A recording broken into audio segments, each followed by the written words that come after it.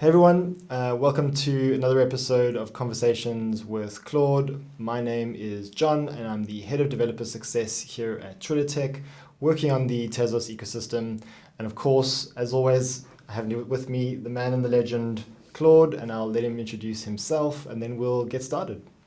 Hello everybody, my name is Claude. I work as a developer advocate at TwitterTech and I've been working in the Tezos ecosystem for the past 3 years. Awesome. Great to have you, Claude, as always.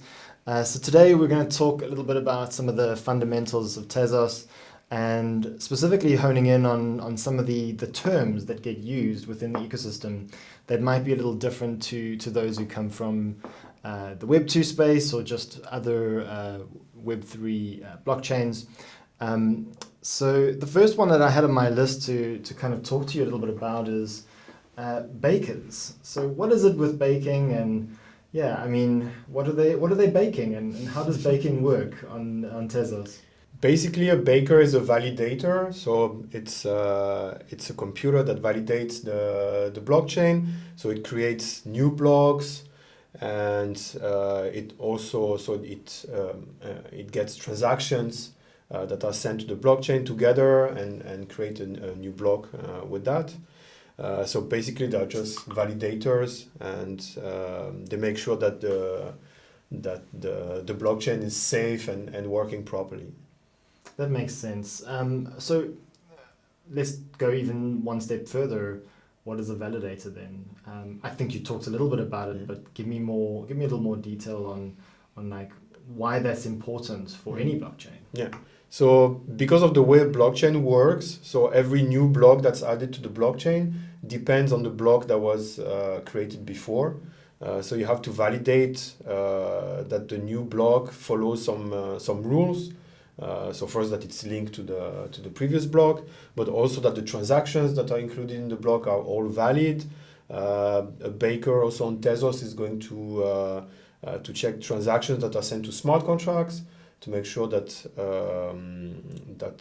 the smart contract runs properly, that there's no error, that everything is the way it's supposed to be. So validating the blockchain is a very important step, and also that's why you're rewarded as a baker. So every block that you create on Tezos, you will get 5 Tez. So it's a very important component of a blockchain. Yeah, that makes sense, and I think that obviously we've talked about staking in the past, and we also talked a little bit about liquid proof of stake. But maybe you could just give me a very quick recap on how that sort of connects, how these two things connect. Because of the proof of stake on Tezos, the users of the blockchain can delegate their Tez to a baker. So then that's the stake of the baker, and then the baker can use that to validate more blocks. So the more stake, the more blocks they are able to validate. So it's a very important mechanism on Tezos, and liquid because you don't actually have to send your tokens to the baker. So you keep the tokens in your wallet, but you delegate what the tokens represent to a baker, so they can use it to create new blocks. And when we talk about decentralization and governance, I guess this plays a role in that too. Yeah. Maybe you can kind of elaborate on that for me. So on decentralization, it's a very interesting concept because now instead of having a single entity that's going to verify new transactions, then you have hundreds or thousands of them that are going to take turn in creating new blocks and validating transactions. So you don't have to rely on a single entity to process your transactions like it's the case with a bank. Now you have thousands of computers that agree together that transactions are valid and they can be included in a block. And this sounds really complicated. So is it easy to become a baker? Yeah, so it's easier and easier. So a few years ago it wasn't that easy, but now we have different softwares that you can install on your computer. So even for the computer, you don't need something very powerful. There are bakers that are running on a Raspberry Pi on Tezos. So you can use that, and then there are softwares that you can install, and they're going to install all the programs and everything that you need to run a baker. There are also different services that you can use to distribute the rewards to your delegators. So there's a whole ecosystem of programs and softwares around baking on Tezos, and now it's very easy to get started. I mean, there are also bakers who bake on AWS. So I mean, you don't even need a computer. You can do it in the cloud. So yeah, it's pretty easy now. Awesome. Well, I guess if anyone has questions about baking, they can reach out to you on Twitter and kind of Sure. follow on from this conversation. Okay, so moving on to something a little bit more familiar. Tell me a bit about wallets, and I guess my first question is, how are wallets on Tezos different to the wallets I have in my pocket or the wallets that is on my phone? Yeah, it's actually a good question. So the one of the things that a lot of people don't know about a wallet, like a crypto wallet, is that actually your funds are not in the wallet. So the wallet is just an abstraction to represent your funds in the blockchain. So your Bitcoin or your Tezos or in most of cryptocurrencies are not in the wallet. The wallet is just going to represent your funds on the blockchain. So yeah, it's like if you lose the wallet in your pocket, then it's a big deal. But if you lose your wallet on Tezos, it's as long as you have the private key, then you can create a new wallet, and it's going to do exactly the same. So how do I make sure that I have my private key? So when you create the wallet, you're going to get a seed phrase. So it's 12 to 24 words that you have to write down somewhere and keep it safe. And when you have that seed phrase, whatever happens to your wallet, like if you have it on the computer and then everything is erased, or you have it on your phone and you lose your phone, as long as you have that seed phrase, then you can get a new phone or a new computer, and you create a new wallet using that seed phrase, and you're going to be able to use your wallet the same way. And so, is there any sort of difference or any benefits to having, for example, I've heard about hardware wallets versus just wallets like Kukai or any of the sort of hosted wallets? Yeah. What are the differences there? So the difference that's what we call hot wallet and cold wallet. Yeah. So a cold wallet is a device where your private key is going to be kept safe, and you unplug it from the internet. Yeah. So at least there's no attack that can be done on the device. And even when you plug it in to sign a transaction, there's a lot of securities and things like that happen inside the device to make sure that nobody has access to your private key from the outside. While a hot wallet like Kukai or any other wallet that you download on your computer, on your phone, you still have a lot of security around the wallet, but your wallet is still connected to the internet most of the time, so it's a little bit less safe. So that's why in general people recommend using a cold wallet. Makes sense. And just to reiterate, it's not that the hot wallets are unsafe. There's just an extra element of security with a cold wallet. Yeah, exactly. That makes sense. Yeah, they're not unsafe, and it's a compromise. It's a little bit less safe, but it's easier to use because you just have to open the app, and that's it. It works. While a cold wallet is safer, but it's a bit more cumbersome to use. You have to plug it in. You have to put the password, and it's always a little bit more complicated to use. Okay, and I know there's quite a few different wallets within the Tezos ecosystem, but maybe you can give us a couple examples of wallets that you use, and maybe if you do use a cold wallet then or hardware wallet, what do you recommend? Yeah, so personally on Tezos I use mainly two wallets. On mobile I use the Nan wallet. The interface is very good, and I think it's also very good for new users. So that's the one I use on my phone. For the desktop, I use Temple. So Temple, it's very nice because when you use a dApp, then because it's an extension in the browser, then it's just going to open when you want to sign a transaction or something like that. I use Kukai a little bit less because I don't really like switching between tabs, but that's just a personal preference. So yeah, Nan and Temple. As a cold wallet, where I have a ledger, so yeah, I use that. I don't use it that much. I use it more like to for staking or for investment. Like for the Tez, I don't use. Yeah. I put them in the ledger, and they wait for me for the next years when the price is going to go up. Got it. Yeah, that makes sense. I heard you mention Kukai too. That's one that I've used in the past, and I found that great. And as you said, Nan has been good on my phone. So I think that makes sense. And thanks for sharing that insight. Okay, let's move forward. I've heard this word thrown around a little bit, and maybe you can enlighten me a bit. But what is an indexer? And how does that work, and why is that having an indexer for the Tezos blockchain, why is that useful?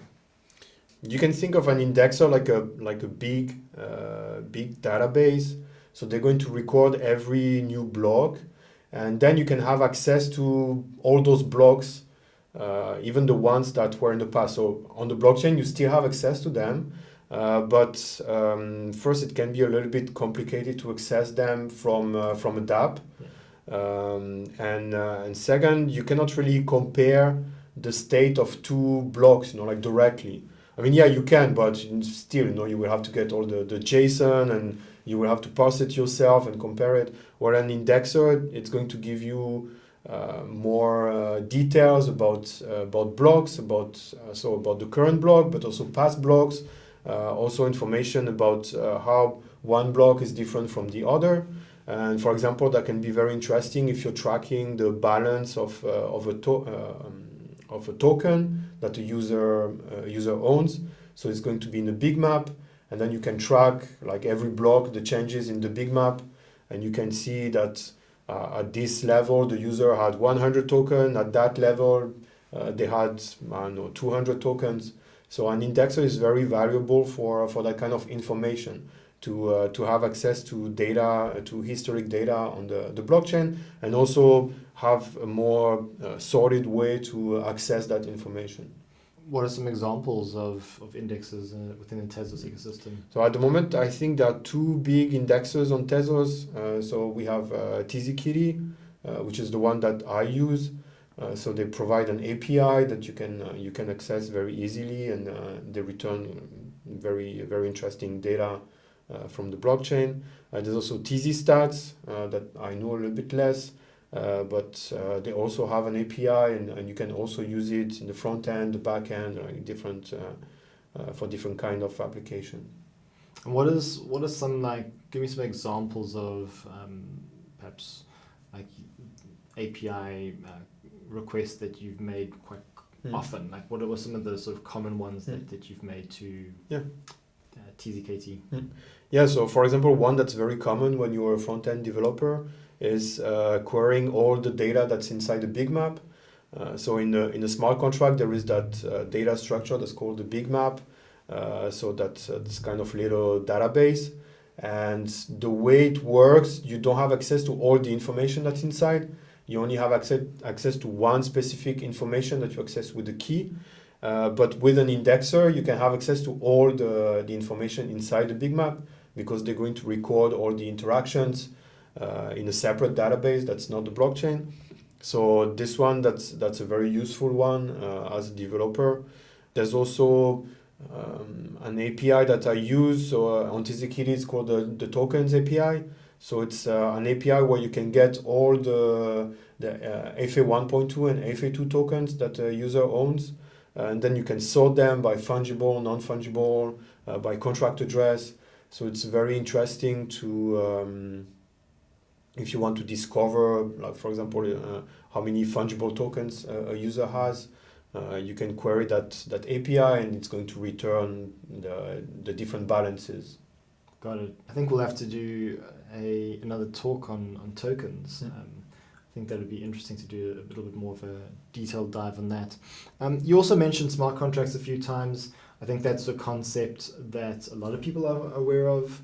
But maybe, tell me about why smart contracts are important, why they're really important for dApps, and any other kind of insights you have. Yes, smart contracts are a very important feature of a blockchain, in my opinion, because they allow some extra decentralization. So smart contracts are pieces of code that run directly on the blockchain. So they are immutable, you cannot change them, and they can also automate different actions. So for example, transfer of tokens or so some things that you really want, you don't want a third party to do on your behalf. You want some code, to interact with these different elements.